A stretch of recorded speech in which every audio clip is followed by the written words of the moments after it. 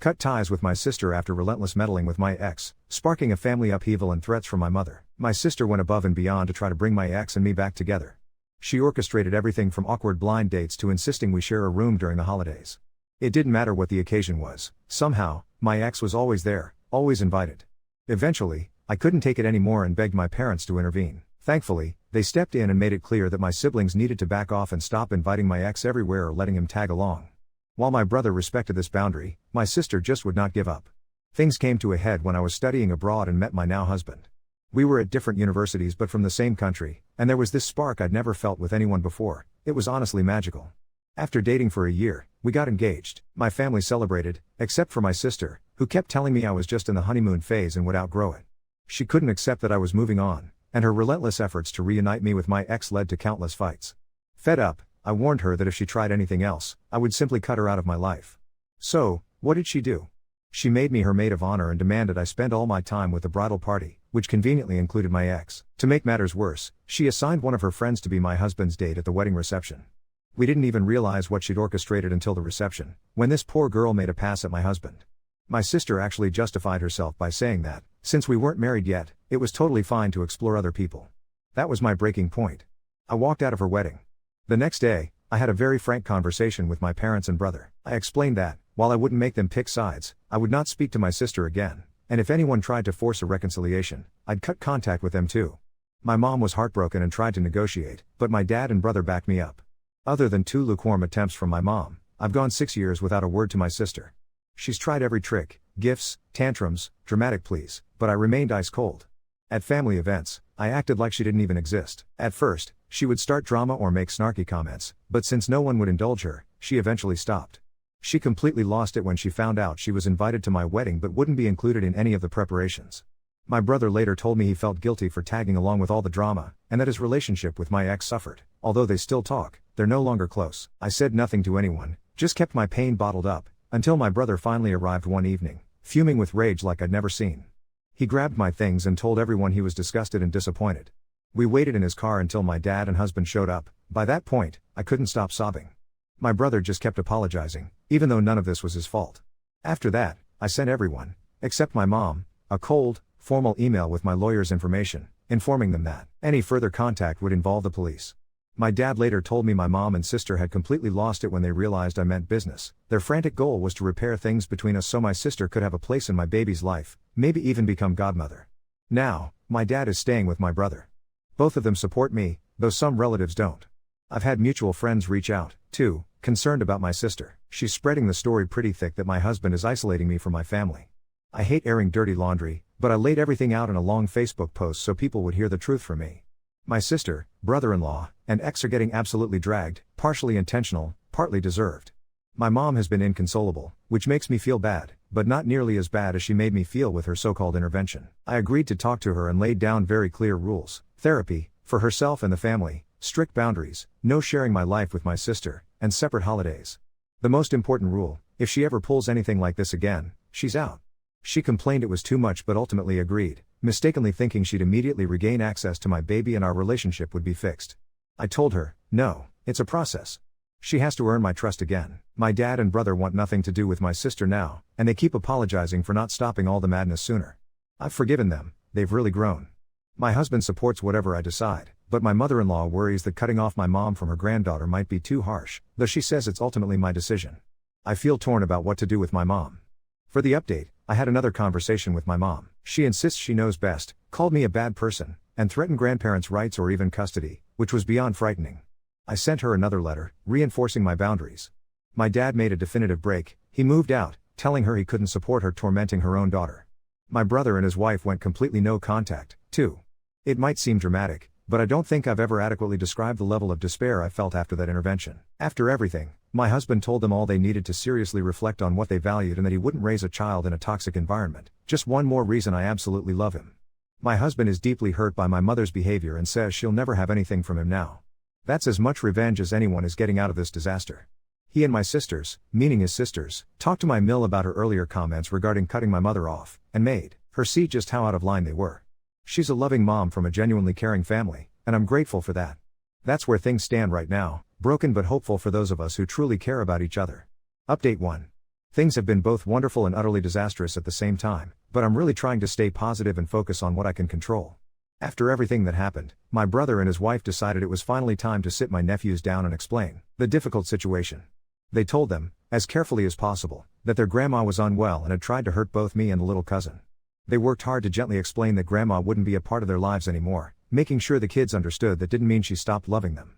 It broke my heart, watching these smart, sweet kids process something no child should ever need to process. While all this was going on, they also let the boys know that their other aunt would no longer be around. Honestly, the kids didn't seem bothered. Turns out, I wasn't the only one who felt she just wasn't great to be around. The fallout from all this has been explosive. When my mom heard what had happened, she completely lost it. She insisted that she had rights and started proclaiming that she would get to see her grandchildren, whether we liked it or not. Meanwhile, my dad has been scrambling to put his own life back together.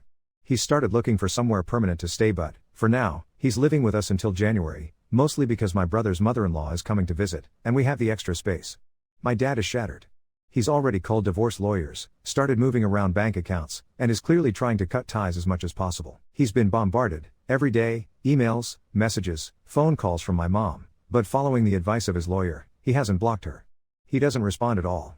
For a while, he actually wondered if he should try to forgive her, but then everything blew up again. A few days after all this, I was hit with a huge spike in my blood pressure. My mother, with my sister, decided to show up uninvited at my house. My sister had never even set foot in my home before, and my mom knew well that I didn't want her there, but that clearly didn't matter anymore. The cleaning lady, not having been told anything, let them in because she recognized my mom. I arrived home just coming back from errands, saw their car parked outside, and instantly knew it was trouble. There was absolutely no way I was going inside. I frantically called every relative I could think of. My sister-in-law, my husband's sister, was the nearest. She arrived, and with absolute fierceness, told both my mom and my sister to leave immediately or she would call the police and have them cited for trespassing. They finally left, but the stress of it all hit me hard. I started feeling really unwell, and we had to go to the doctor. They told me this excitement was the very last thing I needed. It could seriously harm my baby if it didn't stop. That same night, my dad, accompanied by my brother, my uncle, and my husband, went back to the house and cleared out everything he could possibly think of. My husband told me my sister was a complete wreck. She screamed at him that he had destroyed our family. My dad had enough. He told my mom and my sister that what they'd done had almost killed the baby, and that he never wanted to talk to either of them again. Yet still, my sister didn't stop. She kept messaging my brother, begging for help, refusing to let go, but there's nothing he can do for her anymore. All of this devastates me, not just for myself, but especially for my nephew. He's losing huge parts of his family just because his mother has picked a truly destructive path and refuses to budge. Now, as for the threats and grandparent rights my mom has been frantically trying to throw around, my lawyer got involved. She received a formal letter making clear that her harassment has caused me and my baby harm, and that any more of it would become a real legal matter. My brother sent a similar letter, referencing what she's done to me as well. Neither my mom nor my sister has shown the slightest inclination to go to therapy. Maybe they're both struggling with something deeper, but after everything has come out, it's clear to me this isn't just confusion, this is deliberate, and they've been on the same wavelength about it for a long time.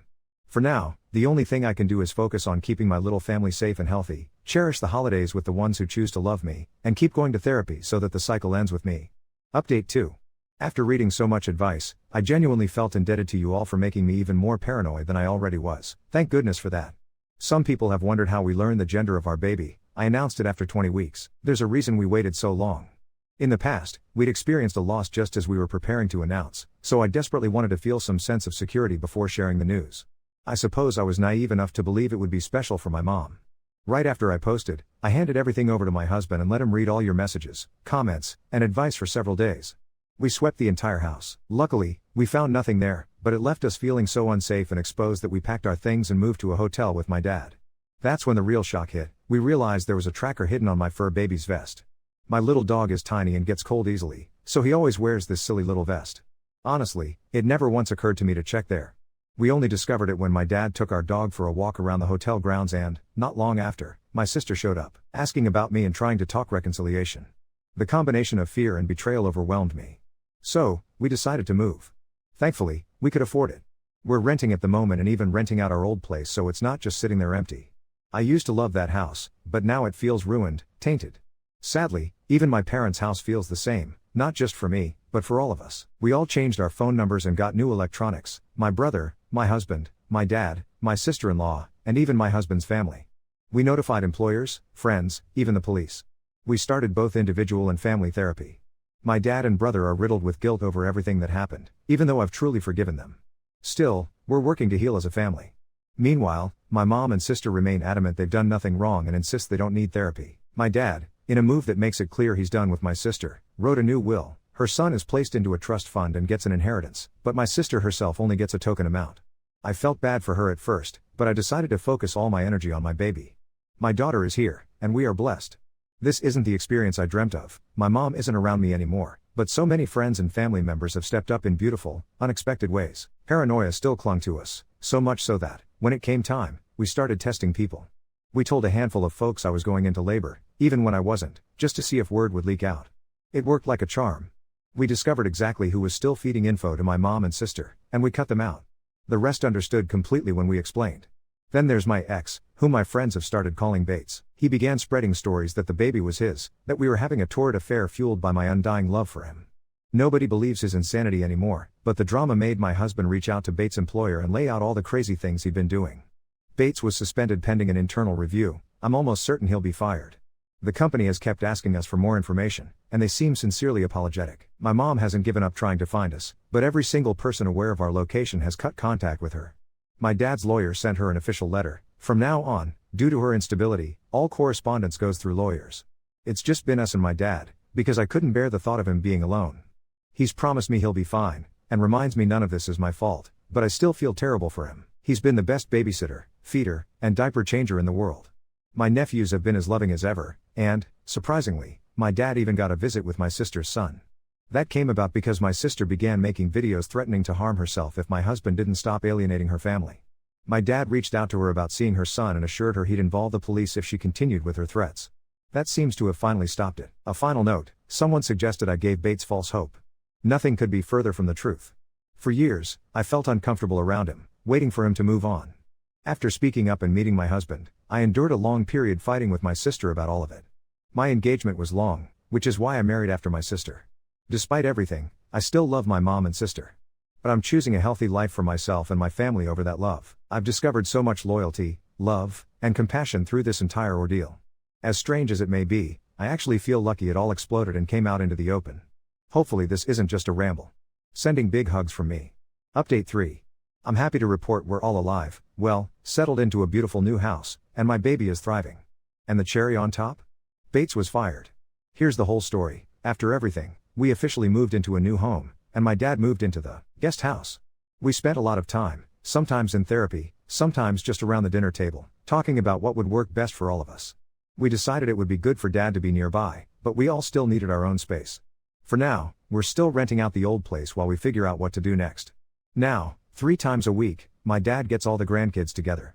There's one catch: he has to see my sister's kids separately because my sister refuses to let him take her child, unless she knows exactly where he lives.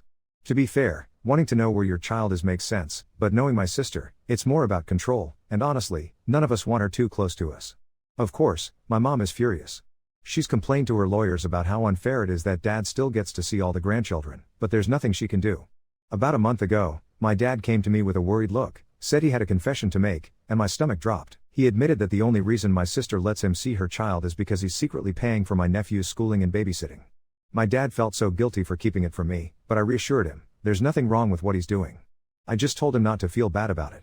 Then, Mother's Day rolled around and my dad got this absurd email.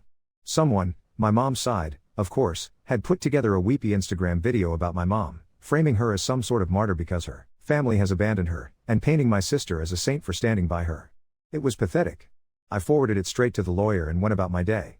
In May, my dad filed for divorce. The process is still ongoing. My mom insists dad is wrong and should come back, but my dad told me he'd rather drink bleach than go back to her. I'd call that final.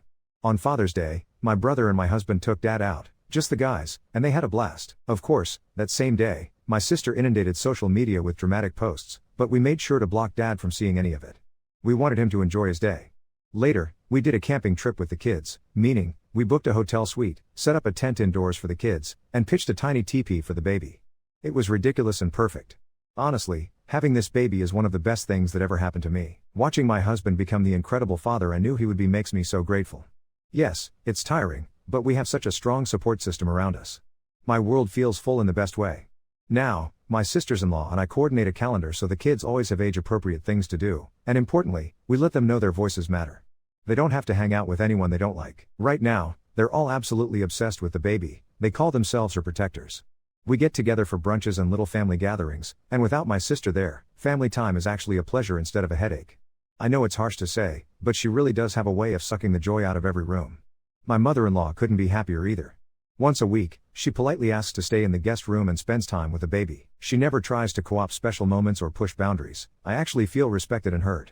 I won't lie, I've broken down a few times, missing the mom I thought I had, the mom I sometimes wish would call me.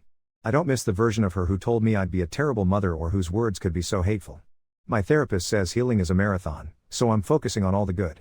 And something truly good, Bates was not only fired, his reputation went nuclear in his industry, completely annihilated. His brother's reputation suffered, too, but he works in a field where it doesn't matter as much, so he's still employed, as far as I know.